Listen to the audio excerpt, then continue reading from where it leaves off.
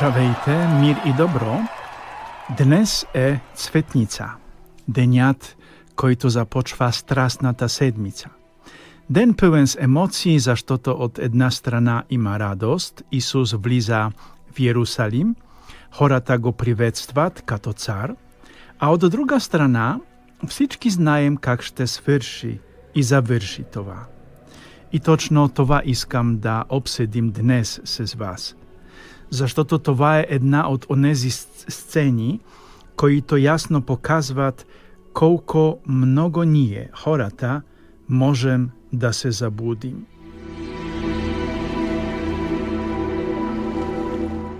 Аз съм отец Кшиштоф, капуцин, всяка седмица споделям тук с вас една проста мисъл за неделните или празничните четива от литургията. Можете да ме намерите на yaum.podbean.com. Там всеки петък вечер се появява нов епизод за предстоящата неделя. Каня ви да слушате, заедно да търсим смисъл и просто да се спрем за малко.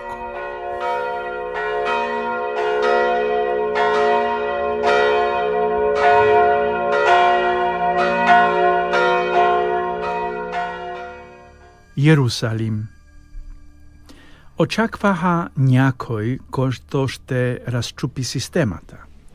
Силен, горд водач, който ще възстанови реда, ще върне достоинството на народа, ще постави граници, ще донесе мир, но с сила. Очакаха цар с меч, а получиха Месия с магаре. Без меч, без армия, без власт. Само Исус, тих, смирен, яздещ товарно животно, без броня, без знаме, без войници, слугата Господен от пророчествата на Исаја, слуга на Јахве. И въпреки това, тълпата вика Озанна. Защо? Заштото все още се надяват, че той ще се отприщи, че ще се разкрие, че ще покаже сила, че ще стане такъв Месия, какъвто си представят. Но Исус не е дошъл да изпълни очакванията на тълпата.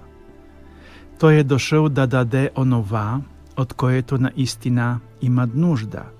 Не политическата революция, а спасение. Не нов цар, а нов живот.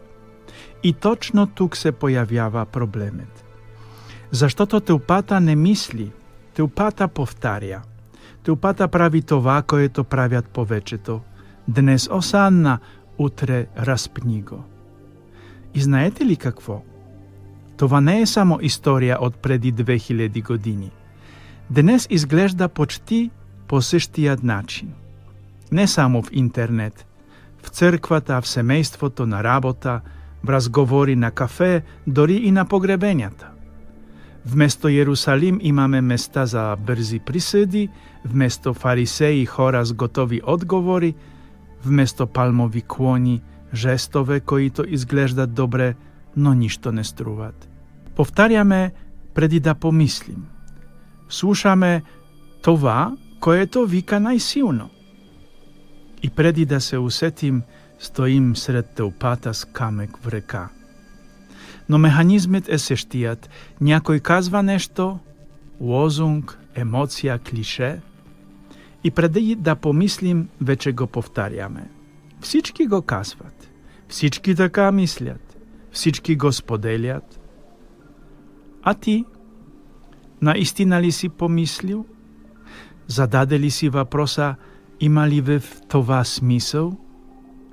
Или просто повтаряш, защото другите повтарят? Тълпата тогава не знаеше, че скоро ще крещи разпни го.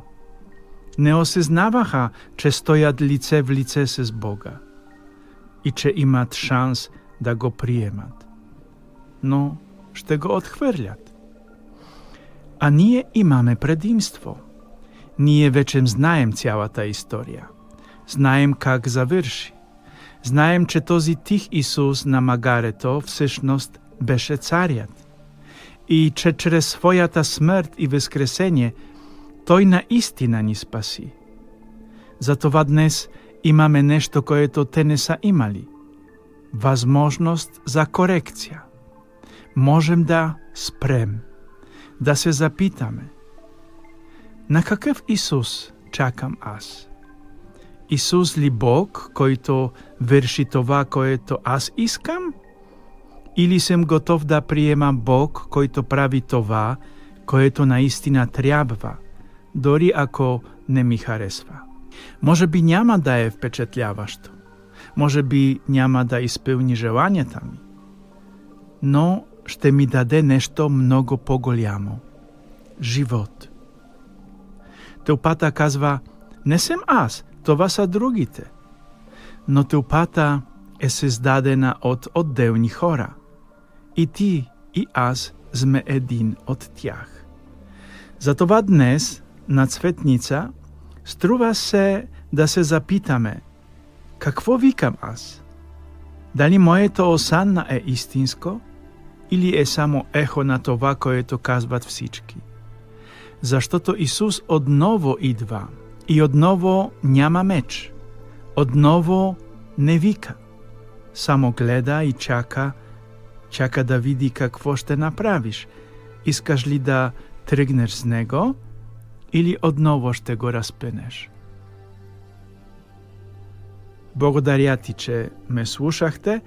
Спри се още днес за миг, помисли, защото това, което избираш днес, зависи твоят Великден. До следващата седмица, мир и добро!